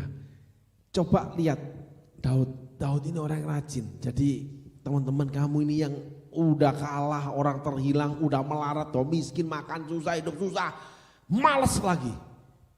Gitu loh. Pantas Tuhan gak bisa pakai kamu jadi biji mata. Gitu loh. Yang benar itu. Udah kalah dari kecil, udah miskin, udah orang kampung, udah kampungan. Malas bikin susah banyak orang, kejahatan banyak. Siapa yang bisa dipakai Tuhan nolong kamu? Daud tuh lihat tuh. Dan pada keesokan harinya Daud menghancurkan mereka dari pagi buta sampai matahari terbenam. Bayangin berapa belas jam dia perang itu loh. Tidak ada seorang pun dari mereka yang lolos. Dihabisin sama Daud loh. Dan untuk menjadi seperti itu dengan pakai pedang Goliat, lihat latihannya Daud tuh setiap hari. Mengasah diri, orang cuma elok parasnya, gembalakan kambing domba, kecil mungil, mimpin perang loh. Dari pagi-pagi buta sampai matahari terbenam, rajinnya luar biasa, pantas jadi dipanggil dipilih Tuhan. Banyak keistimewaan Daud. Kalau Saul itu nyari namanya binatang hilang, itu dikawal sama bujang, segala nyuruh orang, nggak pernah mau ngerjain sendiri, bosi sikapnya. Sikap bosi, sikap bos, tuan. Daud enggak. Perang dia pimpin, gila, rajin, pantas jadi sayang Tuhan. Penuh cinta, berkorban untuk orang lain, rajin bekerja untuk orang lain. Itu Daud. Lah kamu segala untuk dirimu sendiri, ngabisin duit sendiri, pesta sendiri, semua sendiri, orang lain kerja buat kamu. Ya kamu gak bisa dicintai Tuhan lah. Kalau Tuhan cinta orang kayak kamu, ya mending aku mundur dari cintaku sama Tuhan. Gak jadi cinta sama kamu deh, ambil sini aja, bye. The end. Kelar sudah lu sama gua. Gak mau aku, jujur aku. Karena Tuhan itu pribadi. Pribadi yang bisa mengerti dan bisa dimengerti. Pribadi seperti saya dan saudara semua. Yang punya pendirian, punya emosi, punya perasaan, punya pikiran, punya bahasa kalbu persis seperti kita. Karena kita ciptakan serupa dengan gambar dia. Jadi sama Tuhan sama saya. Jadi lu kalau kayak gitu Tuhan, sudah sama gua. Nggak akan gua mau cinta lu lagi. Karena aku belajar cintanya Tuhan. Cintamu lebih nikmat dari anggur. Ku rasakan di relung hatiku. Saya kalau menyatakan cinta, saya itu menyentuh. Setiap orang ketika saya mau menyatakan cinta, itu pasti tersentuh saudaraku. Momennya harus ada, caranya harus semuanya. Menyentuh sampai orang tuh gak bisa ngomong terima kasih sama saya. Itu Tuhan cara menyentuh saya seperti itu. Aku tuh gak bisa ngomong gimana caranya terima kasih sama kamu. Kadang tuh yang kecil banget itu loh. Tapi itu menyentuh bahasa kalbu saya. Dan tidak banyak orang bisa lakukan itu. Dan tidak banyak orang mau melakukan itu. Dan sangat dalam hidup ini yang bisa menyentuh bahasa kalbu saya. Karena itu betul-betul harus keluar dan masuk ke relung hati. Keluar dari relung hati orang itu masuk ke relung hati. Jadi bukan cuma perkataan tipis yang karena kebutuhan. Perkataan tipis karena kenikmatan, perkataan tipis yang karena cuma keinginan. Perkataan tipis karena kamu tuh the best. Kamu harus aku miliki. Kamu karena menghasilkan sesuatu aku harus miliki. Karena kamu tuh terkemuka maka aku harus miliki. Enggak begitu. Cintamu lebih manis dari madu, tak terselami pikiranmu. Dia yang salah sekarang. Biasanya aku yang disalahin terus. Kami kelahi terus kalau soal lagu. Karena memang aku ngawur, saudaraku. Sekali ini menang aku. Aku jebak dia itu, saudaraku. Daud menjebak. Tak terselami pikiranmu. Yang pertama anggur. Menang. Yes, Tuhan bela hambanya. Beri kemuliaan buat Tuhan. Makasih. Ditulis oleh Salomo. Daud itu orang-orang yang sangat mudah tersentuh. Dia punya cara. Makanya Daud kena kasus Batseba, tepar dia. Bukan tunduk, saudaraku.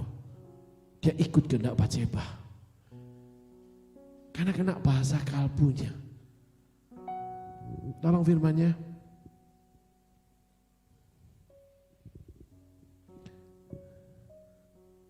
Daud menghancurkan sampai matahari terbenam. Tidak ada seorang benar-benar lolos. Ayat selanjutnya. Daud melepaskan semua apa yang dirampas oleh orang Amalek itu. Juga kedua istrinya dapat dilepaskan Daud. Tidak ada yang hilang pada mereka. Dari hal yang kecil sampai hal yang besar. Sampai anak laki-laki dan anak perempuan. Dan dari jarahan sampai segala sesuatu yang telah dirampas mereka. Semuanya itu dibawa Daud kembali. Coba lihat. Orang amburadul seperti Daud, jahat seperti Daud. Itu teliti detailnya sampai titik itu loh. Saudaraku. Dan Daud menyentuh orang-orang itu dengan bahasa kalbu, saudaraku. Saya itu pengagum Daud. Gitu. Ya karena saya mungkin dianggap setan mirip Daud, bukan Tuhan, setan yang anggap saya kayak Daud. Ini temanku di sini. Banyak Batseba di sini. Batsebi, Batsebo, Batsebi. Nanti aku bagi kru ya, tenang. Para jomblower aku bagi ya. Kalian yang nenek-nenek, aku yang lain. Udah. Daud, dia tahu cara menyentuhnya. Daud, dia punya bahasa kalbu. Saya banyak belajar dari kisah Daud. Saya juga belajar dari Tuhan, bagaimana Tuhan menyentuh saya. Keluarlah kitab Daud ini, Siklak. Saudara, ketika seseorang sedang membutuhkan, lalu kita isi kebutuhannya dengan namanya no feedback, no reason. Sampai orang itu bilang, wow, kok bisa aku dapatkan ini? Itu masuk ke relung hatinya, saudaraku. Halo, itulah artinya memberi dalam kekurangan. Tapi banyak orang, lihat orang memberi dalam kekurangan, dia ambil dengan serakah lalu dia buang dengan percuma. Enggak dihargai sama sekali. Yang bagi orang itu ngasih ke sini, ini lapar. Yang ini dibuang percuma aja. Enggak kira-kira kalau pakai duit tuh enggak ada ukurannya semua tuh. Enggak ikut mikir, enggak ikut ngirit tuh. Enggak laki, enggak perempuan, sama. Jeripaya orang yang untuk memberi kepada dia enggak dihargai. Kalau Daud enggak, saudaraku. Dia berjeripaya lelah untuk memberi kepada orang lain. Apalagi orang yang dikasih dia. Waduh, dia mau berjuang habis. Ditempurin nih sampai malam. Dia ambil semua, enggak boleh ada yang hilang. Lanjut, baca. Coba saudara baca ini, pasti kalau saudara punya hati nurani bahasa kalbu, saudara akan tersentuh dengan cara Daud. Daud mengambil segala kambing, domba, dan lembu. Semuanya itu digiring mereka di hadapannya serta berkata, inilah jarahan Daud. Tuh lihat, Daud itu memang rada sombong. Kan saya bilang kesalahan dia banyak. Yang pertama dia ucapkan apa? Inilah cara Daud. Dia gak ngomong kok tentang Tuhan, gak ngomong tentang yang lain. Gak ngomong teman-temannya, nih inilah cara Daud. Dalam kesalahannya, caranya ngomong Daud salah, tetapi hasilnya diberikan. Banyak orang ngomong mulut kecablak, mulut mah kayak ember, mulut mah kayak septic tank, bau. Tapi perbuatan wangi di hadapan Tuhan. Di dalam hati sanubari paling dalam itu Allah melihat, Allah mendengar. Itulah Daud punya bahasa kalbu sama Tuhan. Mengerti perasaan Tuhan, dia dengarkan detak jantung Tuhan. Tuhan pun mengerti perasaan dia dan mendengarkan detak jantung Daud. Oh, kamu masih benar, nak. Karena Daud itu mengalami banyak kekecewaan, hopeless itu terlalu banyak hidup dia. Sampai yang terakhir di Siklak dia. Bayangin, dia mau dilempari batu mati, sama-sama perang, sama-sama menjara. Jadi pemimpin yang orang-orang itu 600 ditolongin semua sama dia. Dibagiin makanan semua, itu kan ketemunya di waktu Daud di gua, lupa aku. Yang pertama kali dikirim 400 orang itu sama Tuhan. Itu saudara, orang diubur-ubur utang, orang bermasalah keuangan, gitu. Halo. Ini jadi pasukan dia, dihidupin, dibayarkan hutangnya. Tapi ketika masalah, Daud dilempari batu mati. Coba bayangin. Daud hopeless. Salah satunya banyak dari kisah masa kecil dia udah kena bertumpuk itu semua akumulatif dalam diri dia. Sehingga Daud banyak berbuat salah, termasuk salah satu ini. Ini cara Daud nih. Daud tuh orangnya panasan. Tapi sebenarnya dia tunduk terhadap pemimpin. Ya, dia gak mau bunuh pemimpin. Itu Daud. Panasan dia. Goliat itu nantang dihabisin sama dia. Ini dia panas nih. Gua balas dendam deh sama orang-orang ini deh. Nih jarahan gua nih. Padahal yang perang 400 orang gitu. Ini jarahan Daud. Gitu. Diampuni sama Tuhan kok. Maka jangan lihat kesalahan terlalu berlebih lah. Lihat aja hati orang ini baik enggak sih? Jangan lihat perilaku. Lihat aja perbuatan itu baik enggak sih? Orang nolongin orang terus kok dalam batu mati. Halo. Ya kamunya yang jahat. Gak ngerti perkara kok ikut menghakimi. Gak ikut kerja kok ambil duit. Kamunya yang jahat. Orang hidup ada hak dan kewajiban. Haknya dia diberikan upah. Tuhan aja menulis itu. Seorang pekerja patut mendapat upah. Kenapa upahnya disimpangkan? Tapi seorang pekerja punya kewajiban. Kalau kewajibannya nggak dilaksanakan, ya nggak usah kasih upah. Segampang itu karena Alkitab mencatat itu.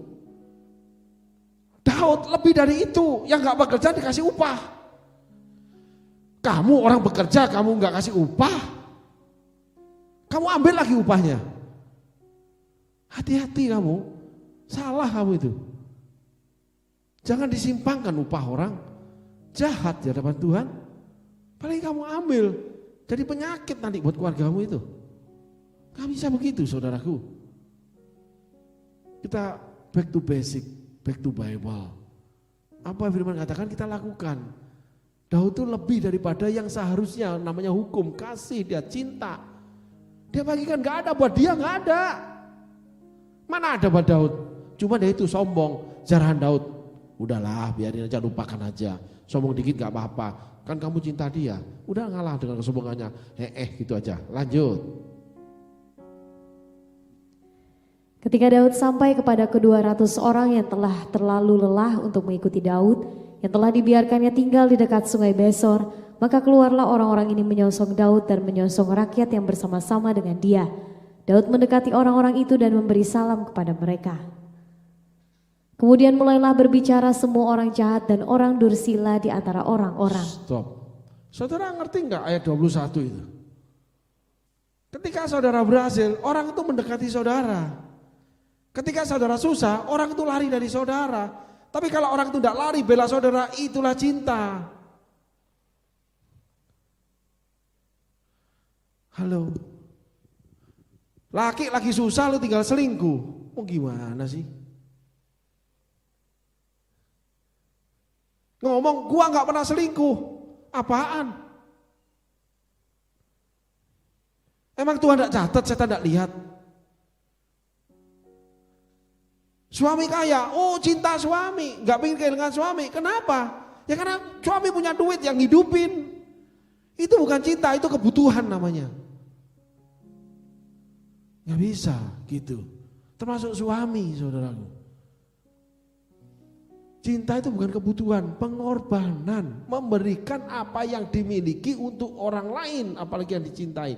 Sehingga dianya nihil, zero, kosong. Lebih lagi dia akan berusaha untuk memenuhi permintaanmu ketika dia kosong. Itulah Tuhan mati di kayu salib, mengosongkan diri. Emang gua gak bisa panggil 12 malaikat? Sampai akhirnya dia teriak, Eloi Eloi lama sabachthani. Karena dia sudah habis. Udah gak ada lagi. Nahan 3 jam tuh sakit. Marah sama Allah Bapa. Habis itu selesai.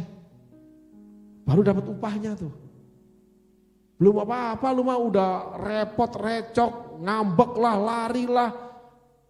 Gak pelayanan lah apa. Duit banyak, dikasih banyak. Lu gimana cinta Tuhan? Gimana cinta pelayanan? Udah duit banyak, laki pak ya udah, lu mau cinta gua udah, nggak cinta ya sudah terserah.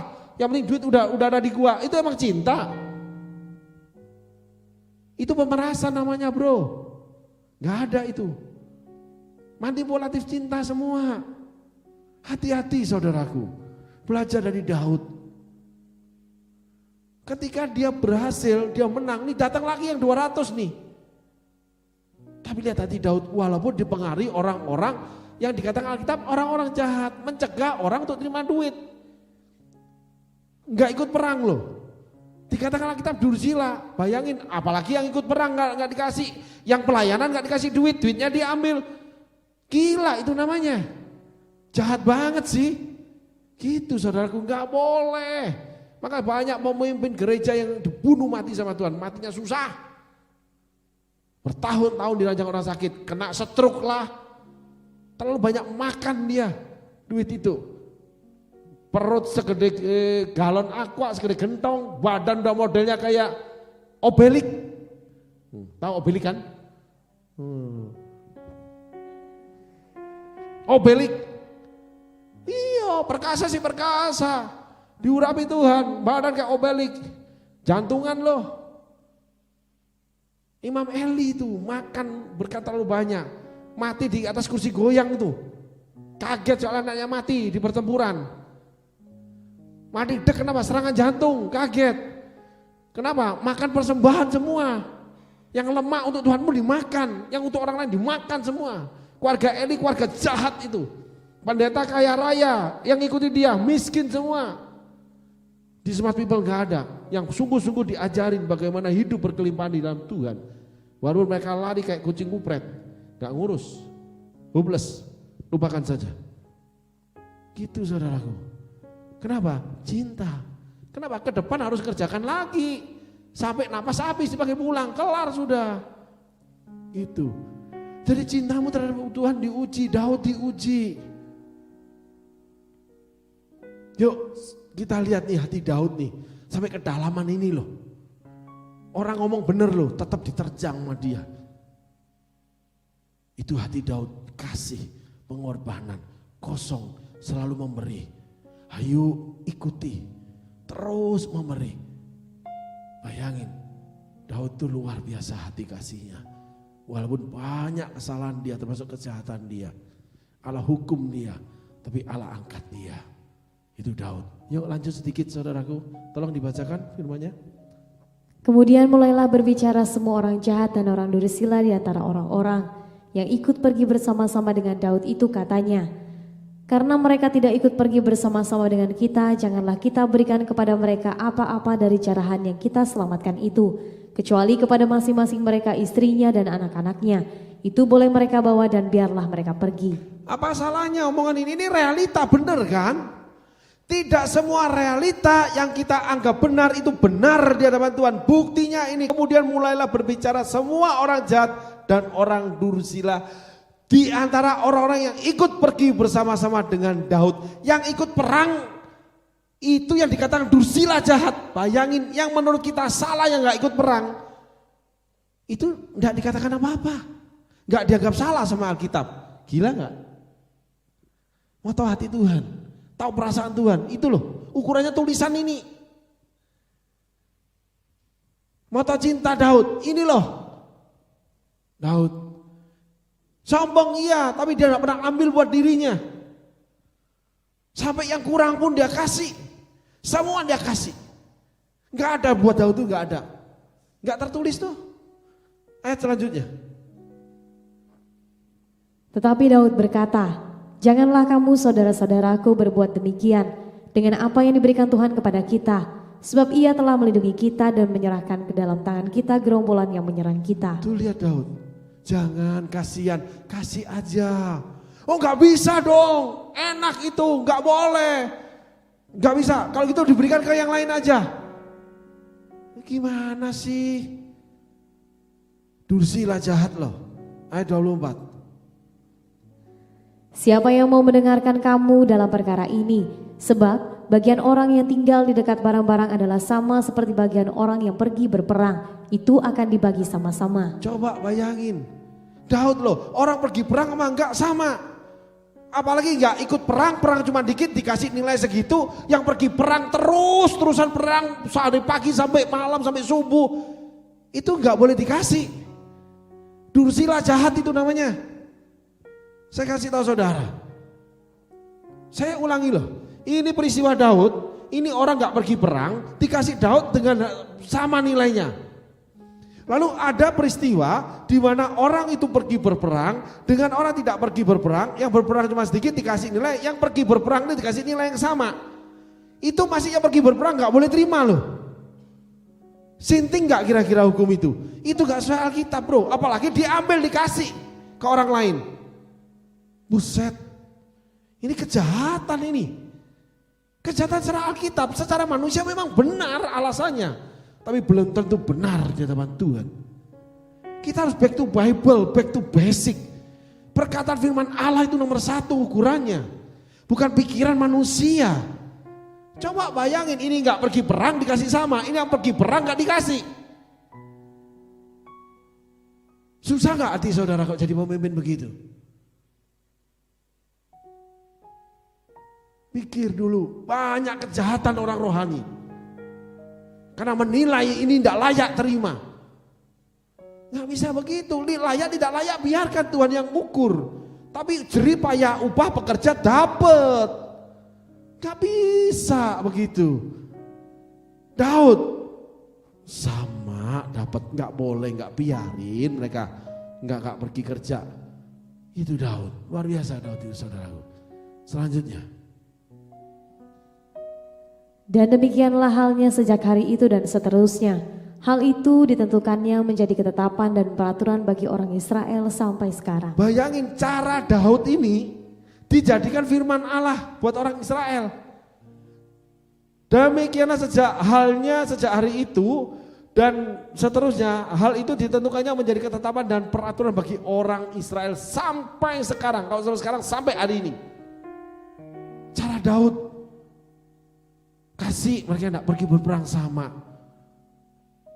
Itulah Tuhan. Ini kan firman Allah. Ayat selanjutnya.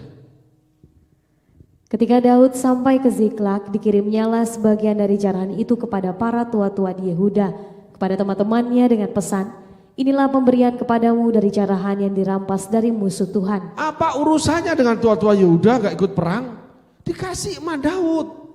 Mana ada ini buat keluargaku, buat aku, buat ini, gak ada di Daud. Ayat selanjutnya. Yakni kepada yang di Betel, kepada yang di Ramot di tanah selatan, kepada yang di Yatir, kepada yang di Aror, kepada yang di Sifmot, kepada yang di Estemoa, kepada yang di Rakal, kepada yang di kota-kota orang Yeramel, kepada yang di kota-kota orang Keni, kepada yang di Horma, kepada yang di Borasan, kepada yang di Atak, kepada yang di Hebron dan kepada segala tempat di mana Daud dengan orang-orang yang mengembara. Coba dibagi-bagiin. Daud itu orang yang gak lupa budi. Dia pernah ditampung di mana, dia pernah tinggal di mana, dia bagiin nasi jarahan. Daud itu ketika dikirim 400 orang di Gua Adulam. Saudara baca Gua Adulam. ketika kejar Saul. Ini gua adulam. Orang-orang yang bermasalah dengan keuangan, orang yang dikejar-kejar hutang, ditulis jelas kejar hutang dan bermasalah dengan keuangan. Dibagi sama Daud, itu yang mau membunuh mati Daud dilempar batu.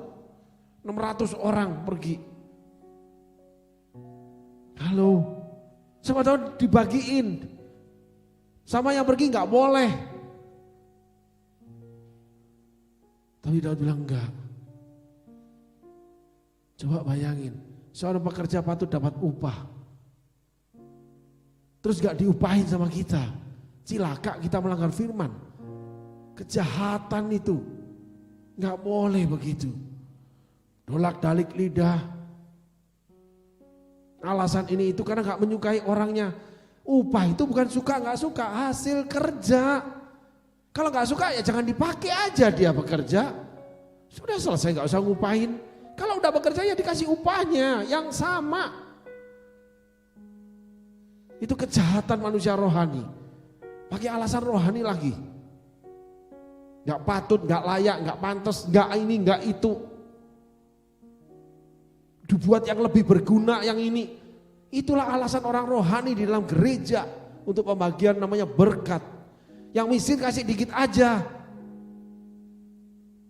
Enggak begitu, upah itu dari pekerjaan. Kalau pekerjaanmu elek, ya upahmu elek. Itu firman Tuhan.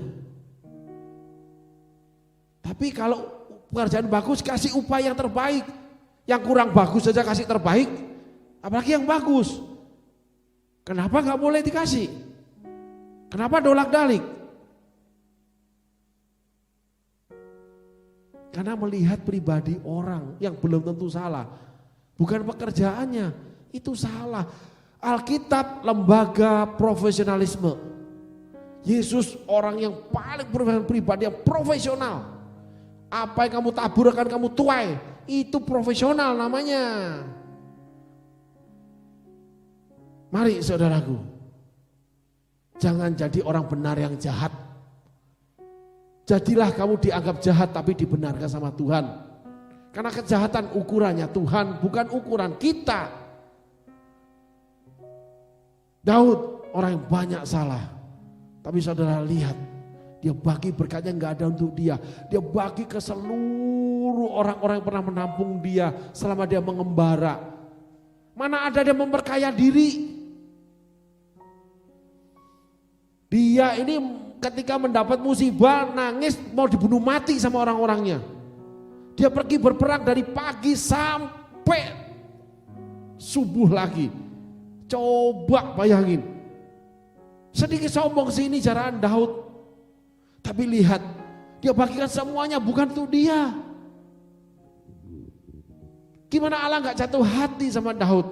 Gimana Daud tak menjadi biji mata Allah? Di mana Daud memandang, Allah akan memandang. Karena Daud punya ukuran berbeda. Dia pakai bahasa kalbu. Dia selalu ukur dengan perasaan. Ada rasa di dalamnya. Ada sentuhan-sentuhan yang jauh di dalam hati sanubarinya Daud. Oleh karena Allah sendiri mengangkat dia yang elok, kecil, yang jahat, yang jelek, yang masa lalunya tersia-siakan, yang masa lalunya terbuang, yang masa lalunya dari perzinahan, yang melakukan kejahatan perzinahan dan sebagainya. Tuhan ampuni. Karena Daud selalu datang sama Tuhan. Daud membuka sebuah relationship yang luar biasa sama Tuhan. Humble banget. Ditegur langsung salah. Gak lari dari pelayanan. Gak ngejelek-jelekin pelayanan. Gak ngejatuhin pemimpin pelayanan. Gak nunjuk sana nunjuk sini orang yang salah. Gak nunjuk Batseba salah. Kenapa mandi di ruang terbuka? Coba kalau saya. Gak akan saya salahkan Batseba. Bagus. Saya naik pesawat soalnya gitu. Bagus banyak Batseba. Bali 40 tahun yang lalu banyak Batseba saudara. Orang-orang mandi di sungai dulu. 50 tahun yang lalu Kalimantan seperti itu. Aku naik pesawat. Bagus gitu saudaraku. Amin saudaraku. Tuhan Yesus berkati.